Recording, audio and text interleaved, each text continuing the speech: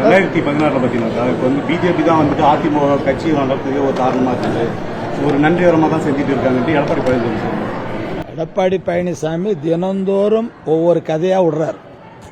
அவர் கதை சொல்றாருன்றது ஏற்கனவே அண்ணாமலை சொல்லி இருக்கிறார்.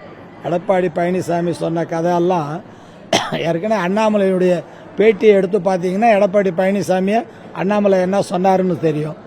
நாடாளுமன்ற தேர்தலில் ஏன் அவங்க கூட்டணி இல்லாமல் போனாங்க அப்படின்னு சொல்லி எடப்பாடி பழனிசாமி பார்த்து நீங்கள் கேட்டீங்கன்னு சொன்னால், உங்களை காப்பாற்றின பிஜேபியோட நீங்கள் நாடாளுமன்ற தேர்தலில் ஏன் கூட்டணி இல்லாமல் போனீங்க அப்படின்னு கேட்டால் அதுக்கு விளக்கம் சொல்லுவார் அவர். செங்கோட்டையன் வந்து அதிமுக ஒருங்கிணைப்பு முயற்சி எடுத்தாரு. அவர் போய் தனியாக அமித்ஷா சந்திச்சாரு, திரும்ப இபிஎஸ் தனியாக அமித்ஷா சந்திக்க போயிருக்காரு. அதிமுக உட்கட்சி போட்டு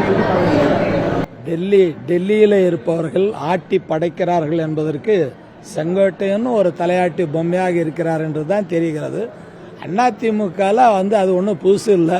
ஏற்கனவே வந்து அதிமுகவில் இருக்கிற ஒவ்வொரு தலைவரும் ஒவ்வொருத்தரையும் பார்த்து இது அடிமை இயக்கம்னு சொல்லினுக்கிறாங்க.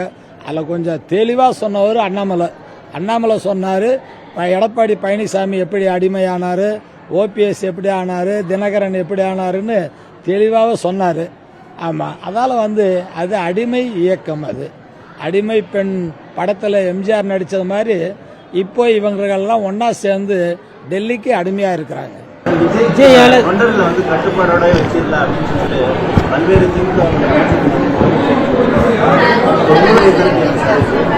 ஒவ்வொரு கட்சியிலும் அந்த தொண்டர்களை முறைப்படுத்தி வைத்துக் கொள்வது அந்தந்த தலைமை பண்புள்ள அத்தனை கட்சிகளிலும் இருப்பவர்கள் அதை முறைப்படுத்தி வைத்துக் கொள்வார்கள். தலைமை பண்பு இல்லை என்று சொன்னால்தான் அதை முறைப்படுத்த முடியாமல் போகும் என்பது எல்லாரும் அறிந்தது. அந்த அறிந்த செய்தி தான் நீங்களும் கேட்கிறீர்கள்.